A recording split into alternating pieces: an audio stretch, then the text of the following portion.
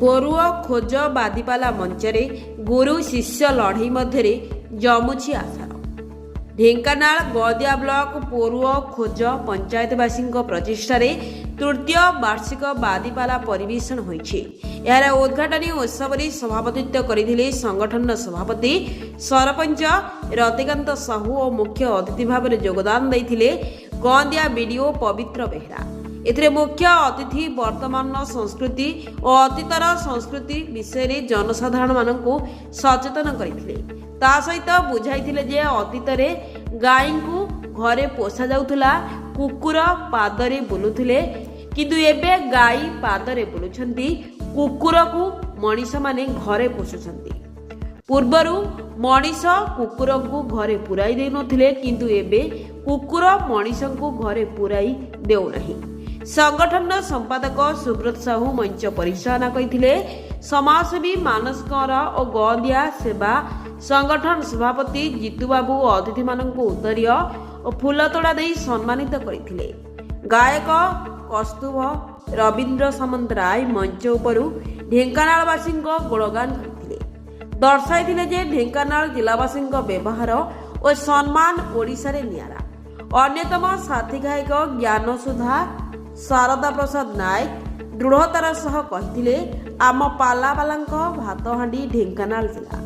ଶେଷରେ ସତ୍ୟନାରାୟଣ ପାଲାର କର୍ତ୍ତା ଅନନ୍ତ ଶତପଥୀ ଧନ୍ୟବାଦ ଅର୍ପଣ କରିଥିଲେ। ଏଠାରେ ଗୁରୁ ଶିଷ୍ୟଙ୍କ ବାଦ ପ୍ରତିବାଦ ପାଲା ଦେଖିବା ପାଇଁ ଅଞ୍ଚଳରୁ ବହୁ ଦୂର ଦୂରାନ୍ତରୁ ପଣ୍ଡିତ ମଣ୍ଡଳୀ, ଜ୍ଞାନୀ ଗୁଣୀ, ବୁଦ୍ଧିଜୀବୀ ତଥା ମା ଭଉଣୀମାନେ ବହୁ ସଂଖ୍ୟାରେ ରୁଣ୍ଡ ହୋଇଥିଲେ। ଏଠାରେ ଉତ୍କଳର ବହୁ ପୁରାତନ ସଂସ୍କୃତି ପାଲାକୁ ଉପସ୍ଥିତ ଜନନାୟକ ମନଭରି ଉପଭୋଗ କରିବା ସହ ଓଡ଼ିଶାର ସାହିତ୍ୟ ଚର୍ଚ୍ଚାକୁ ଶ୍ରବଣ କରି ଉତ୍ସାହିତ ହୋଇ ଗର୍ବ ଅନୁଭବ କରୁଛନ୍ତି। ଗଦିଆରୁ ମହେଶଙ୍କ ରିପୋର୍ଟ, ଢେଙ୍କାନାଳ ନ୍ୟୁଜ୍। ନମସ୍କାର, ମୁଁ ରତିକାନ୍ତ ସାହୁ, ପୂର୍ବପୋଲ ସରପଞ୍ଚ। ଆମର ପୂର୍ବପୋଲ ପଞ୍ଚାୟତର ସମସ୍ତ ଗ୍ରାମବାସୀଙ୍କ ତରଫରୁ ଗତ 3 ବର୍ଷ ଧରିକରି ଆଞ୍ଚଳିକ ବାଦିପାଲା ଅନୁଷ୍ଠିତ ହେଉଛି। ମୁଖ୍ୟ ଉଦ୍ଦେଶ୍ୟ ହେଲା ଯେ ଉତ୍କର୍ଷ କଳାର ଦେଶ ଉତ୍କଳରେ ବିଭିନ୍ନ ପ୍ରକାର କଳା ଅଛି। କଳା ସଂସ୍କୃତି ବାବଦରେ ଲୋକମାନଙ୍କ ପାଖରେ ଜ୍ଞାନ ପହଞ୍ଚାଇବା। ଏଇ ଯେଉଁ କାର୍ଯ୍ୟକ୍ରମଟି ଆମେ କଲୁ, ବହୁ ଗୁରୁଜନ ସଂସ୍କୃତି ପ୍ରେମୀଙ୍କର ଆଗ୍ରହ, ବାରମ୍ବାର ଚେଷ୍ଟା କରି ମଧ୍ୟ ବିଫଳ ହେଉଥିଲା। ଆମେମାନେ ପ୍ରଥମ ଥର କରି ଚେଷ୍ଟା କଲୁ, କିଛି ଦାୟିତ୍ୱ ସମ୍ପନ୍ନ ବ୍ୟକ୍ତିତ୍ୱଙ୍କୁ ଏକାଠି କରିକିରି କାର୍ଯ୍ୟକ୍ରମଟି କଲୁ। ଯାହା ହଉ 3 ବର୍ଷ ଧରିକିରି ବହୁ ଉଚ୍ଚକୋଟୀର ଗାୟକମାନେ ଆସିକିରି ଆମ ଥିଙ୍କର୍ସ ଫୋରମ୍ ପଡ଼ିଆରେ ଯୋଉଠି ପାଲା ପରିବେଷଣ କରୁଛନ୍ତି, এটা ଆମ ସମସ୍ତଙ୍କ ପାଇଁ ଗର୍ବ ଓ ଗୌରବର ବିଷୟ। ଏବଂ ଆମେମାନେ ମଧ୍ୟ ପାଲାକୁ ଦେଖିକିରି ଏବଂ ପାଲାକୁ ଶ୍ରବଣ କରିକିରି ନିଜର କିଛି ଜ୍ଞାନ ଅର୍ଜନ କରୁଛୁ, ଯେଉଁଟା ନିହାତି ଆଜିର ସମାଜ ପାଇଁ ଆବଶ୍ୟକତା ଅଛି। ନୀଳାଚଳ ନିବାସାୟ ନିତ୍ୟାୟ ପରମାତ୍ମନେ ବଳଭଦ୍ର ସୁଭଦ୍ରାଭ୍ୟଂ ଜଗନ୍ନାଥାୟ ତେ ନମଃ। ଜୟ ଜଗନ୍ନାଥ। ମୁଁ ଶ୍ରୀ ଶାରଦା ପ୍ରସନ୍ନ ନାୟକ, ଗାୟକ ଜ୍ଞାନସୁଧା। ମୋ ଘର ହେଉଛି ଅରପୁର, ବାଙ୍କି ଜିଲ୍ଲା କଟକ। ମୋ ବାପାଙ୍କ ନାଁ ହେଉଛି ଭିକାରୀ ଚରଣ ନାୟକ, ମାଆ ହେଉଛନ୍ତି ପ୍ରମିଳା ନାୟକ। ମୁଁ ଆଜକୁ 25 ବର୍ଷ ହେଲା ଏ ପାଲା ଜଗତରେ ପାଦ ଦେଇଛି। ମୋର ଗୁରୁ ଗାୟକ ରଘୁନାଥ ଜେନାମଣି, ଘର ହେଉଛି ଭୁବନେଶ୍ୱର ପାଖରେ ମଳିପଡ଼ା। ଦ୍ୱିତୀୟ ଗୁରୁ ମୋର ହେଉଛନ୍ତି 3 ଜଣ ଦ୍ୱିତୀୟ ଗୁରୁ ଅଛନ୍ତି। ଗାୟକ ସମ୍ରାଟ ଲକ୍ଷ୍ମୀଧର ରାଉତଙ୍କୁ ମୁଁ ମାନସ ଗୁରୁ କରିଛି ଏବଂ ଗାୟକ କସ୍ତୁଭ ରବୀନ୍ଦ୍ର କୁମାର ସାମନ୍ତରାୟ, ଯିଏ ଆଜି ଏଠି ମୋର ପ୍ରତିଦ୍ୱନ୍ଦ୍ୱୀ ଭାବରେ ଅଛନ୍ତି, ଏବଂ ଗାୟକ କୋକିଳ ବା ଗାୟକ ସମ୍ରାଟ ମଧ୍ୟ କୁହାଯାଏ ପ୍ରହ୍ଲାଦ ସାହୁ, ସେ ମଧ୍ୟ ମୁଁ ତାଙ୍କୁ ମଧ୍ୟ ଗୁରୁର ଭାବରେ ମୁଁ ବରଣ କରିଛି। ଯାହା ହେଉ ଆଜି ଖୁସିର କଥା, ଏ ପୂର୍ବଖୋଜ ଗ୍ରାମ ପଞ୍ଚାୟତର ସମସ୍ତ କର୍ମୀମାନଙ୍କର ସହାୟତାରେ ଆଜି ଏଠି 5 ଦିନ ଧରି ବାଦିପାଲାର ଆୟୋଜନ କରାଯାଇଛି। ଗ୍ରାମ ପଞ୍ଚାୟତ ସରପଞ୍ଚ ମହୋଦୟ ରତିକାନ୍ତ ସାହୁ ମହୋଦୟଙ୍କର ପ୍ରଚେଷ୍ଟାରେ, ତାଙ୍କର ଉଦ୍ୟମରେ, ତାଙ୍କର ସହଯୋଗୀମାନଙ୍କର ସହାୟତାରେ ଏଠି 5 ଦିନ କାଳ ବାଦିପାଲା କରାଯାଉଛି। ଅତି ଉନ୍ନତ ମାନର ବାଦିପାଲା ମଞ୍ଚ। ଇଏ ହେଉଛି ସଂସ୍କୃତି ସମ୍ପନ୍ନ ଅଞ୍ଚଳ ଗନ୍ଦିଆ ପୂର୍ବଖୋଜ। ଏ ଢେଙ୍କାନାଳ ମାଟି ଗନ୍ଦିଆ ମାଟି ଇଏ ହେଉଛି ଆଜ୍ଞା କଳାକାର ମାଟି। ଯାହା ହେଉ ଏଠି ଆମେ 5 ଦିନ ପାଲା, ଆଜିକି ହେଉଛି ଚତୁର୍ଥ ରଜନୀ। ଚତୁର୍ଥ ରଜନୀର ପାଲା ଆଜି ପରିବେଷଣ କରାଯିବ। ମୋର ଗୁରୁ ଗାୟକ କୌସ୍ତୁଭ ରବୀନ୍ଦ୍ର କୁମାର ସାମନ୍ତରାୟ ଅତି ଉନ୍ନତ ଗାୟକ, ଅତି ଉଚ୍ଚକୋଟୀର ଗାୟକ। ଯାଉ ତାଙ୍କ ସାଙ୍ଗରେ ପାଲା ପରିବେଷଣ କରି ମୁଁ ନିଜକୁ ଧନ୍ୟ ମନେ କରୁଛି। ମୋର ଏଇଟା ସୌଭାଗ୍ୟର କଥା, ଯାହା ମୋ ଗୁରୁଙ୍କ ସହିତ ମୁଁ ଆଜି ପାଲା ଗାଉଛି। ଆଉ ଇଏ ମଞ୍ଚ, ଏଠି ଯେଉଁ ଆତିଥ୍ୟତା, ଏଠି ଯେଉଁ ସମସ୍ତ ପ୍ରକାର ବ୍ୟବସ୍ଥା କରାଯାଇଛି, ସୁବ୍ୟବସ୍ଥା କରାଯାଇଛି, ଓଡ଼ିଶାରେ ଏମିତି ଅନେକ ଜାଗା ଆମେ ବୁଲିଲା ପରେ ମଧ୍ୟ ଏମିତି କେଉଁଠି ଆମେ ଦେଖିବାକୁ ପାଇନୁ।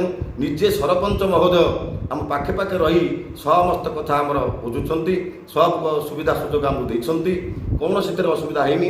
ଏଯାବତ ଅତ୍ୟନ୍ତ ସୁରୁଖୁରୁରେ ସୁନ୍ଦର ଭାବରେ ଏ ମଞ୍ଚ ପରିଚାଳନା ଚାଲିଛି। ଜୟ ଜଗନ୍ନାଥ।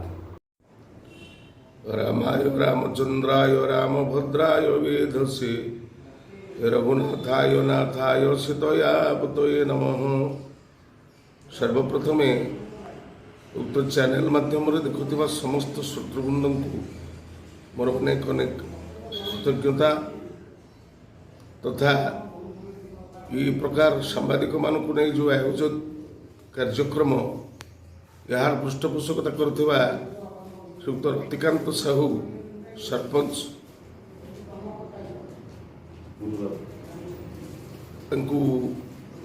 अनेक कृतज्ञता ज्ञापन करुच्ची।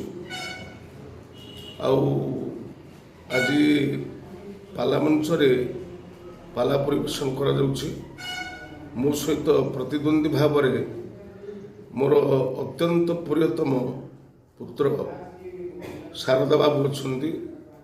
तेणु आज की 4 दिन पाला कार्यक्रम चलो। आज मोर द्वितीय पर्याय एवं 2 दिन धरी लाइव टेलीकास्ट करा एठाकार व्यवहार, एठाकार खाद्यपेय तथा मंचर परिपाटी यथेष्ट मात्रा उन्नीत। से समग्र ग्रामवासी मान पाखे कृतज्ञता ज्ञापन करुच्ची। मु रवींद्र कुमार सामंतरा, मोर घर हूँ बालीपाटपुर भूषणपुर खोर्धा। मोर पिता नाम सुक्त बंशीधर सामंतरा, माँ नाम विलासिनी सामंतरा। एवं भगवान अपार करुणार मु आज को 45 वर्ष धरी ये पाला कार्यक्रम नियोजित अच्छी। एवं पाला जगत ये पाला परिवेशन कला बेले मु अमीय आनंद लाभ करिछि।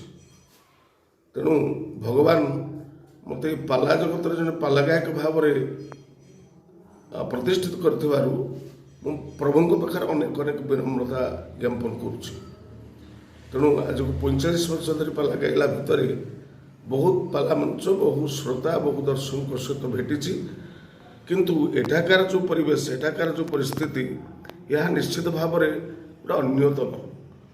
आशा करुच्ची भगवान पाखे निवेदन करुच्ची ये अनुष्ठान उत्तरोत्तर उन्नति हो एवं प्रतिवर्ष यहीपरि पाला गायक मैंने आसी एठाकार श्रोता मान को पाला शुणातु एवं ये पाला जगत समृद्धिशील हो, यह ही समस्त प्रति मोर विनम्र निवेदन।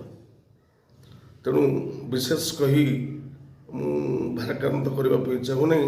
तेणु परिशेष मु समस्त शत्रुबंध को जो मैंने चैनल माध्यम आमर भाइट्स के शुणुंट समस्त को निवेदन करुच्ची पाला प्रति अनुरक्ति रखिले ये भाषा आहरी उन्नीत हो।